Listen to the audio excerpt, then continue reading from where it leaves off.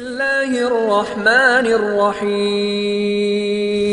کچھ لوگ کہتے ہیں کہ فضائل اعمال جو کتاب ہے اس میں شرک لکھا ہے اور من گھڑت کہانیاں لکھی ہیں۔ ایسا کہنے والوں کو اللہ ہدایت دے۔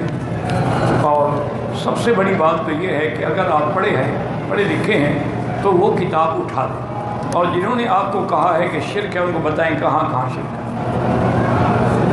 ایک دوسری بات یہ ہے کہ اس میں جتنے قصے جتنے فضائل لکھی ہوئی ہیں، یہ دیکھو کہ لکھنے والے نے اپنی طرف سے لکھے یا آگے کسی کتاب کا بھی حوالہ ہے۔ اور اگر اس میں کتاب کا حوالہ ہے کہ جی یہ ترغیب میں ہے، یہ منذری میں ہے، یہ فن طبرانی میں ہے، یہ کنز العمال میں ہے، فلاں کتاب، تو پھر اصل مجرم تو وہ ہیں، ان کو پکڑو۔ ان نے تو نقل کیا نا، ان نے خود تو نہیں لکھا۔ لیکن ایک مسئلہ سمجھو، ایک ہوتے ہیں اعتقادات، ایک ہوتے ہیں احکامات، ایک ہوتے ہیں فضائل۔ عقیدہ جو ہے وہ بغیر قرآن کے ثابت نہیں۔ قرآن ہو نص سے قطعی ہو، یا حدیث بھی ایسی ہو کہ قطعی دلالت۔ اچھا، یہ تو عقیدے کی بات۔ اب ہے احکام۔ احکام کا کیا معنی ہے؟ وضو کے کیا احکام ہیں، غسل کرنے کے کیا احکام ہیں، حیض کی حالت میں عورت کے لیے کیا احکام ہیں، نفاس کی حالت میں عورت کے لیے کیا احکام ہیں، رضاعت کے کیا احکام ہیں۔ تو یہ احکام کے لیے جو ہے حدیث مبارک ہی کافی ہے، لیکن شرط یہی ہے کہ حدیث صحیح ہے۔ تو احکام اور عقائد جو ہیں ان کے لیے تو نصوص چاہیے۔ ایک ہے فضائل، مثلا کعبۃ اللہ کی فضیلت، مدینہ پاک کی فضیلت، کنکریاں مارنے کی فضیلت، مینا جانے کی فضائل اعمال میں اگر ضعیف حدیث بھی ہو تو وہ بھی حجت ہوتی ہے۔ پہلے مسئلہ سمجھا کرو۔ تمام محدثین نے اپنی کتابوں میں جو ضعیف حدیثیں لکھی ہیں، نعوذ باللہ، یعنی ان کو اتنا عقل بھی نہیں تھا جتنا آج کے 14 سال کے لڑکے کو عقل ہے کہ مجتہد بنا پھرتا ہے۔ ایک کتاب پڑھ کے اپنے آپ کو اتنا بڑا عالم سمجھتا ہے۔ ان علماء محدثین یعنی امام ترمذی، امام نسائی، ابن ماجہ، ابو داؤد، اتنے بڑے بڑے لوگ گزرے ہیں، ان کو پتہ نہیں تھا کہ ضعیف حدیث کتابوں میں لکھ دی۔ یہ ان سے بھی بڑا عالم ہو گیا۔ اور پھر ضعیف کیوں ہے؟ ایک حدیث ضعیف ہے کیوں؟ باعتبار روایت ضعیف ہے یا باعتبار درایت ضعیف ہے؟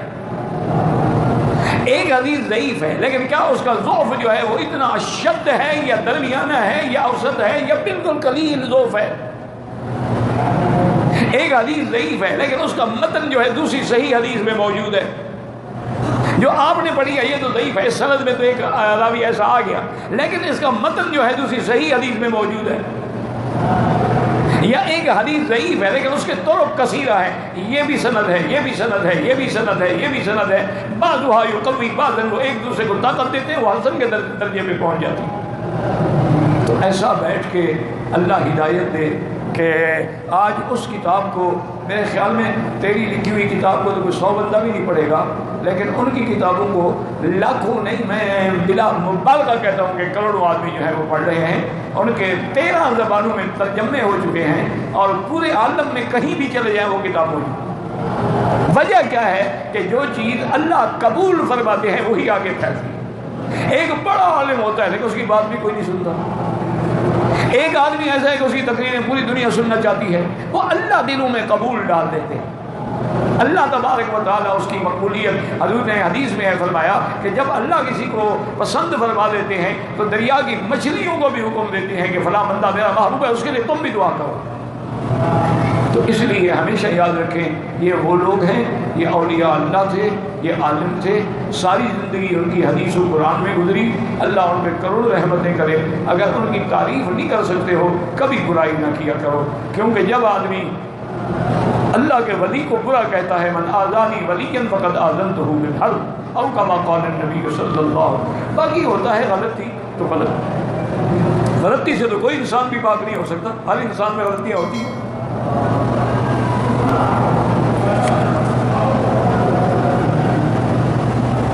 حضرت حسین کو بھی رضی اللہ عنہ علیہ السلام نبی کے لیے ہوتا، جتنے صحابہ ہیں رضی اللہ عنہ، جتنے پیغمبر ہیں علیہ السلام اور حضور پر صلی اللہ علیہ وسلم۔ باقی ویسے کہہ دے کوئی علیہ السلام، کوئی کفر کی بات نہیں، لیکن یہ نہیں کہ حضرت حسین تو علیہ السلام ہے اور ابو ابو بکر علیہ السلام نہیں ہے. یہ جو تفاوت پیدا کیا جاتا ہے اسی سے غلو سامنے آتا ہے. حضرت عمر کو تو کبھی تم علیہ السلام نہیں کہتے, حضرت عثمان کو بھی کبھی علیہ السلام نہیں کہتے, لیکن صرف حسن حسین کو ہی کہتے ہو علیہ السلام.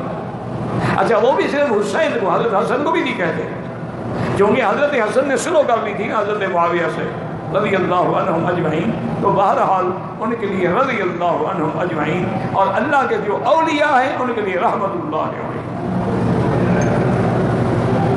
اسی طرح صحابہ رضی اللہ عنہم, اگر علماء ہیں تو رحمت اللہ علیہ. ہاں ایک ہوتا ہے کہ بھی سلام کوئی کہہ دے تو آخر ہم لوگوں کو کہتے نہیں السلام علیکم, تو علیہ السلام کا معنی بھی یہی ہوتا ہے نا. لیکن یہ اب ایک غلو ہو گیا ہے کہ ان کے ساتھ علیہ السلام ہے, باقی کسی صحابی کے ساتھ علیہ السلام نہیں ہے.